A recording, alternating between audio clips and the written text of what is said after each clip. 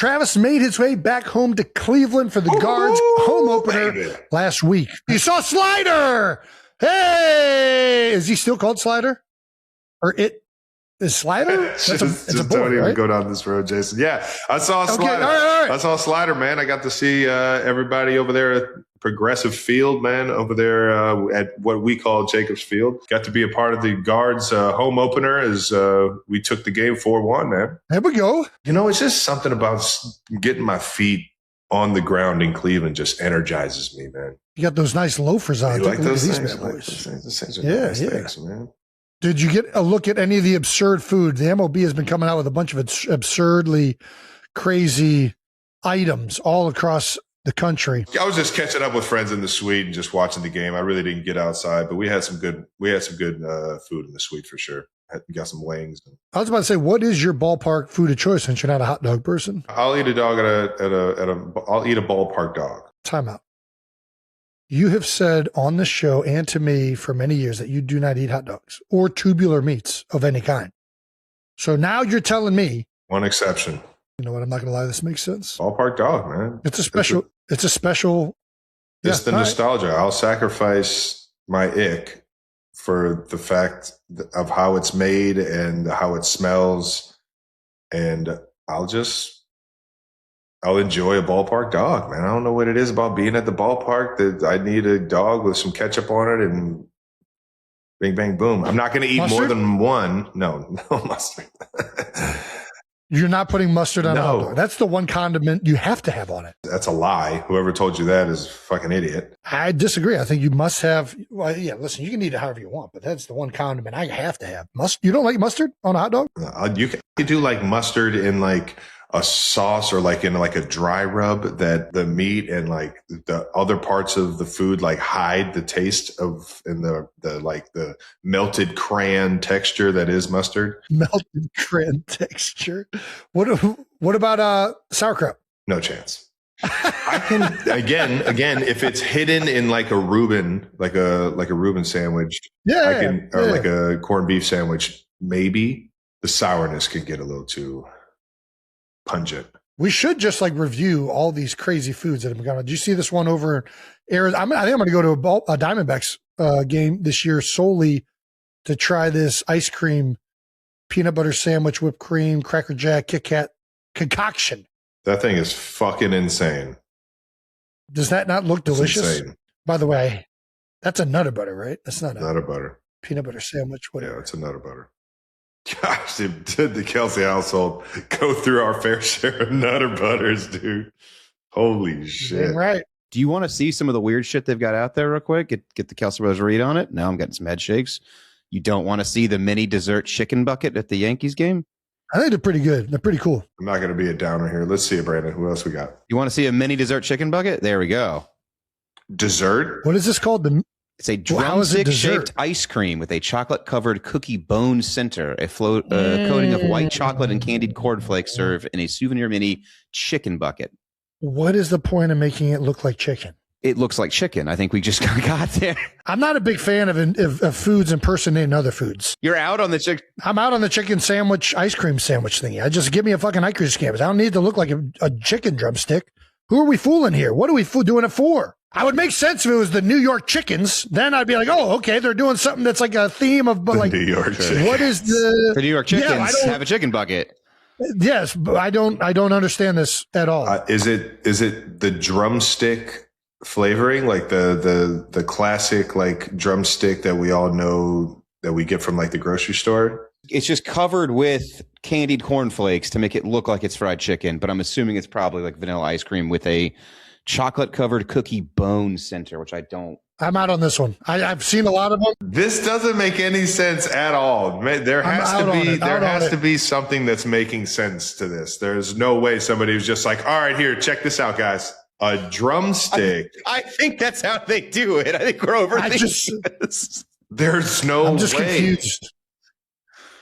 I don't know where the chicken comes into like. It just it's looks not like chicken. Like, why didn't they? Chicken isn't even known as being like a ballpark food. Exactly. Why didn't they just make it like a baseball bat? Hot dog, like make it. You know what I mean? Just make it like a baseball bat. Yes. Sandwich. Here we go. Why the fuck is you guys didn't want to do this segment, and now here we go. Is this like KFC was like, hey, we can't get the fried chicken in the stadium, but why don't you make ice cream look like fried chicken? And I'm like, oh yeah, sure, we'll do that for no fucking reason. All right, let's skip to the next. Next. This one's made us mad. We're moving on. I'll take the bucket. Right, I'll take the bucket. No chicken. Red Sox are doing lobster poutine at Fenway Park this year. The ballpark food features crispy fries, lobster meat, clam chowder, and crispy bacon, all served in a custom lobster boat. Why are we doing chowder? Baseball is a fucking summer sport. Chowder is not a summer fucking food cuisine, whatever. I don't like the idea of where that chowder's been stored. I don't like the idea of where is it at the bottom? Is that I like the lobster boat, I like this. No, that's what I'm saying. I like the receptacle. I like the lobster. I like everything except the bacon. I have no idea why bacon is included in this. And what the purpose is, it's not going to add much. Give it a little saltiness, just a little salty crunch. It's got chowder in it. It's salty as crap. I do think if it's hot, I would question the integrity of that chowder, but I would still give it a go. I'd still give it a go. The integrity of the chowder. Seafood and heat usually doesn't pair well, especially shellfish. Fucking 95-degree day at the ballpark. I'm out. I'm going to try any of these if you'll have me, but I will not try the chicken drumstick. I'm boycotting the chicken drumstick. Well, a Yankees fan or somebody in the Yankees organization, please tell us how this came to be. I will say this. They did give us a great moment. I'm going to share this. There was a man who constructed a chicken bucket hat tower. No, see, that's the thing. I like the bucket. I'm big into this. I'm big into the bucket. With the bucket. Yeah. I'm fucking with the bucket. KFC, brought to you by Travis Kelce. I mean, if that's not next year's...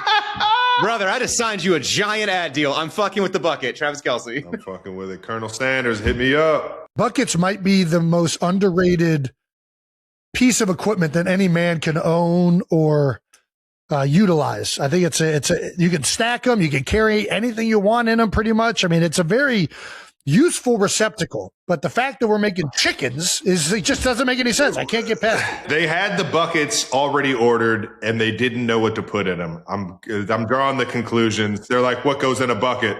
Chicken. They had a new fried chicken chain that was going into the stadium, and then they had to back out on their contract, but they had already bought all the chicken buckets. Cost of cooking oil went way up, and they said, I don't know, if make an ice cream.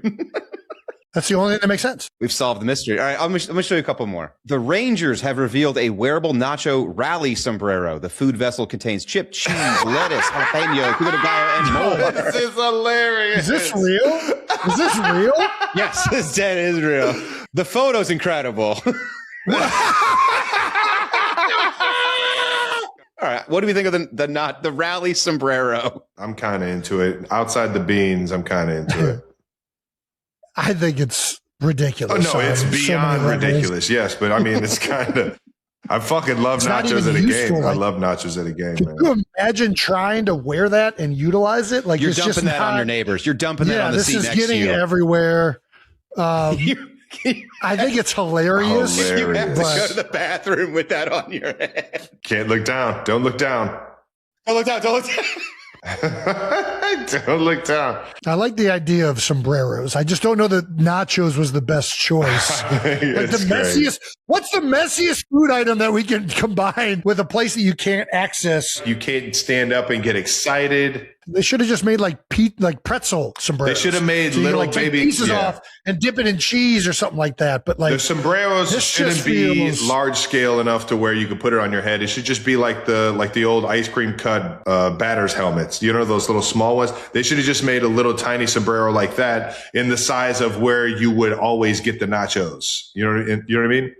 Like typically the size that you get is just like a 4x4 or 5x5. You can hold it with one hand, have a beer in the other hand. Like they should have made a sombrero that size. This is absolutely ridiculous. What's interesting about this item is that it probably is the only food item ever in a ballpark where the person buying it is the one not utilizing it. And in fact, probably putting themselves at the most risk of things going badly, right? Like the person wearing these nachos is going to end up eating the least amount of these nachos. The people behind them and to the right and left of them, like this is a very selfless maneuver if you're buying the sombrero nacho hat. You're getting this You're for the bringing table. the party for everybody else. Yeah. This is hilarious, man. While also putting yourself most at risk. Just hot cheese sitting on your head. All right. I went to a Guards game right after college, and we're sitting on top of like that baby monster out in left field underneath the screen. And there's probably 10, 15 of the homies, and we're all up there getting hammered and having a fucking blast. And we go to get hot dogs, and we're like, I mean, how many hot dogs can we get? And they're like, well, we can make as many as you want. We're like, all right, everybody gets like 3-4 hot dogs. We end up with a fucking crate full of hot dogs to carry them back to the seats. And my guy, I think it was Steve Big Ack. My guy, Steve Big Ack, has it over his head as he's walking up, and all the guys see him and start fucking going nuts. Like, yeah! Like he was like the hero of the day. And I think that's what this fucking big ass sombrero reminds me of, is like you bring this back to the homie. You're just like, let's fucking go. You're down a run and this rally sombrero hits. I think this is going to be, yeah. Okay. Absolutely hilarious. Last one, Phillies. The Schwarbomb Sundae. It is a mini helmet filled with soft serve ice cream topped with a funnel cake, fried strawberry uncrustable, fresh strawberry sauce, and fruity cereal pieces. I am so in on everything outside of the Fruity Pebbles cereal, to be honest with you. I'm not a big Fruity Pebbles person. It's just sprinkling. I know, but I'm going to try it. Don't get me wrong. I'll give a full report. I'm a big fan of helmet ice cream. I love strawberries. I don't know what it is about strawberry sauce. Like strawberry Uncrustable? No, strawberry sauce. It says fresh strawberry sauce, like the drizzle over. I don't know what it is about that. It makes me like, it gives me like the ick, like the fucking.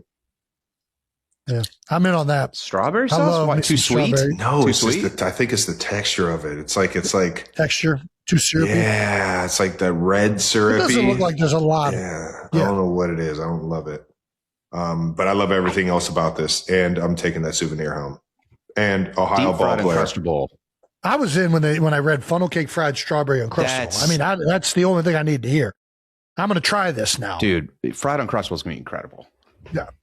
All right, that's ballpark food. It's called a Schwarbomb, so I'm going to give it a go. Great name. Great player, great name. Thanks, guys. Appreciate you sending it to us down here in Augusta. I've been down here since Tuesday. Yeah, I just got down here yesterday. Yep. Saw Jason up at the course. Had a few crow's nests. Had a few azaleas. Yeah. Saw a few azaleas. Saw a few good shots. We're out here in the front of the house that we're renting down here, and it's gorgeous. Saying hello to all the patrons outside of the course, and going to head up there for another fun day. Absolutely. How was the par 3? Par 3 was great. I don't know that I helped Akshay out at all. I actually do think I gave him a good read. He told me it was a good read. So I will take it. A lot of fun, a lot of families. Patrons are all just looking to have a good time. It's a way more relaxed day than the actual tournament. Yeah. And it's very unique in the way that like no other major especially, but really no other PGA event has something like that the day before you do it.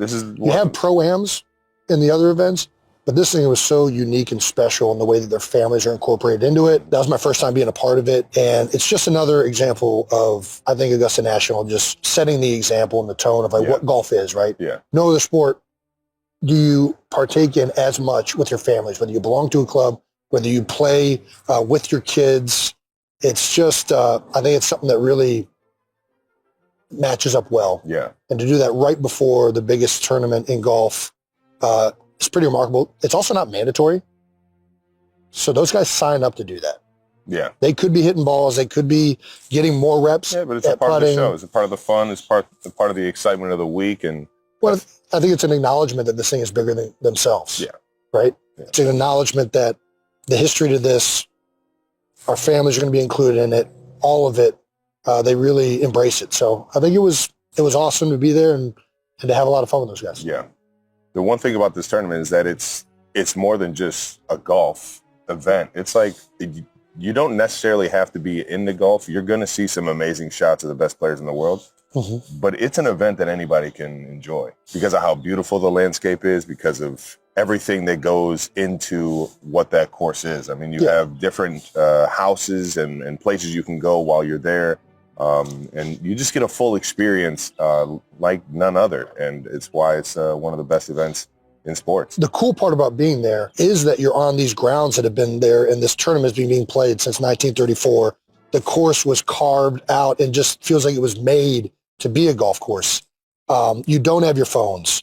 There's no digital scoreboard. Everything's manually being done. That's the hardest part, yeah. There's no phones and understanding where the match is, you know, because you don't know what a guy's got going on 3 holes over and whether they're making a push or there's a level of mystery to it. Throwing it all the way, yeah. You're there and you're trying to figure out, where's the scoreboard? Freddie just got a quadruple bogey or 4? Like, what the heck happened? And so there's this excitement in the fact that you don't really know what's happening when you're there. The way the grounds are handled, the way the faculty, the workers, everything's done there is just done at an insane level. I got to give from the course management to the workers and everybody that's really putting this thing on and making this thing go. They make it one of the cleanest places I've ever been, especially on a golf course, man. They do such a great job. Everybody says it's kind of like the Disney World of golf. They everything, I can see that. All the dirty work kind of happens in a way that you don't ever see. So everything looks pristine. The way they treat everybody, the way everybody treats you, whether it's the patrons, the workers, everybody's just there to have fun. It's an awesome time. They've somehow kept these prices down. I mean, the pimento cheese sandwich was $1.50. I think a bottle of water is $2. They're not giving that thing out for free? Well, if you have Berkman's passes, it's for free after you pay for however many thousands of dollars for the ticket. I don't know how that works. But no, they could jack those prices up. Yeah. You go into an NFL stadium, you're paying, what, like $8 for a beer? Yeah, but those are premium beers. You're an asshole. But what was your favorite shot? I don't know. I'm trying to think of, my favorite hole is 13. I love 13. Par 5. The par 5, bend around the corner. Mm-hmm. Then you got to play over Rays Creek. Yep. Okay, Rays Creek. You know the creeks. All right. I think it's Rays Creek. And you got to make a decision on whether you want to go for it. And you got a long second shot, approach shot. Are you going to lay up and pitch in? But if you ever got to play it, what would you do? What would I do? I'm going for it. You're going for it? I'm not trying to set a score. I'm trying to have a story. I'm trying to turn the corner and everything. There we go. Yeah, it's that hole's awesome. I just like the par 5s, honestly. Par 5s and par 3s are the most fun ones to tee up because you're going to see somebody throw a dart at one of the par 3s, like 16, or 2 coming down the hill. That's a fun one, yeah. Yeah, well, you see scoring. You're going to see somebody go for an eagle. You're going to see some birdies. Like, there's a lot of action, I feel like, on the par 5s and 3s. Yeah. So those are the ones I like to post up at. You think Rory's running away with this thing or what? I mean, he's winning by 6 strokes right now. Yep. So, sounds about right. For those of you that don't know, it is Saturday morning. The cut has just been made, and Rory is winning by 6 strokes. He is going to be potentially the first person to repeat as Masters champion since Tiger Woods did it in 2001 or 2. It was either 2000, 2001, or it was 2001, 2002. Either way, he would be the 4th person ever to be back-to-back Masters champions. Yep. I think that would be awesome. Another guy that's up there right now, Justin Rose. I got to see him win the U.S. Open in Philly in 2014. Yep. Awesome dude. I watched him and Spieth and Koepka. Yeah. On the par 3 and then tee off. And, man, it's just crazy when you see these pros tee off with the driver, man. Yeah. I mean, the sound, not only the sound of the ball, the club hitting the ball, but the swing. Yeah. The placement. And how tight it is. The velocity it comes off. It's crazy. How tight some of these shots they have to hit, even on one. One is just a par 4 up the hill, but that bunker on the right, you got like a 15-yard landing strip, really, that you're trying to hit. Yeah. If you don't get it in there, you can be in the trees on the straw on the left side, and you can't reach the green. It's watching these guys navigate how precise they are with all their shots. It's just a blast to see in person. Yeah. When you can see the ball, that thing skyrockets off that face. So you got to have some UV protection to try and see it. But yeah, what was your favorite thing you ate? Favorite thing I ate? I know you're a big egg salad guy. Yeah, because who doesn't love mayonnaise mixed with eggs, thrown on some white bread? I actually used to love egg salad. Mom used to make it. I don't know what it was. Once I found out that she was just like Yeah, don't do that the, shit up. don't do the I sound walked in the effect. kitchen at the wrong time. Please don't do the sound effect. But Mom, you made the best egg salad Yes. sandwich. I'm going to be bougie and stay. There's a fried chicken in the Berkman's place that is to die for. I didn't get the fried chicken. I got the pizza in Berkman's. How was that? So for those of you that know, Berkman's place is another tier. Are we allowed to talk about Berkman's place? I don't know. Are we even allowed to be sitting here doing this? Probably not. We're going to get banned for life, I'm sure. I hope not, because it's an incredible experience. Well, you can watch the game. You can actually watch the tournament better. I mean, listen, I like watching on Sunday, personally. All right, pimento cheese and egg salad combination was my favorite. Combo? Dude, it's called the Pimego. I found that out this week. That is... It's a lot. I don't think texture-wise you would I am be... so out on this. Oh, my God. It's pretty darn good. There was also another combo people were saying, the pimento and the barbecue. To me, that was too many flavors happening. It was overkill. Pimento I can see and maybe the chicken, barbecue. classic chicken, grilled chicken sandwich. Yeah. That was good. But the Pimego is my favorite combo of it.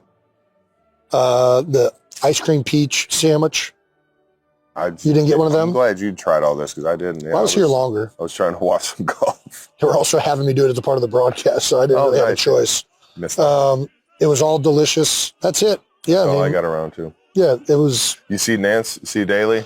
I didn't see either of them. Me neither. I'm hoping I can maybe find Nance today. And We called into Top Dog. Who knows if old John Daly's still over there at Top Dog. He is. He's there right now, actually. We called Top Dog yesterday when we left the course to see if he was still there, and he had just left. But he is there this morning, and he'll be there this morning, Sunday as well, I believe. Interesting. So, yeah, for those of you that have never been, it's awesome. It's everything you've heard about. There's some of the best golfers in the world. The hospitality, the way it's run, is second to none. The tradition to it, the history that's happened there. All of these gnomes, there's gnomes all over the place. Everybody's getting a gnome. Gotta get my hands on these Yeah, gnomes. there's the merch bag, and that's where they get you. It's a $1.50 sandwich, but you're going to go into that merch store and spend some cash for sure. But you love it.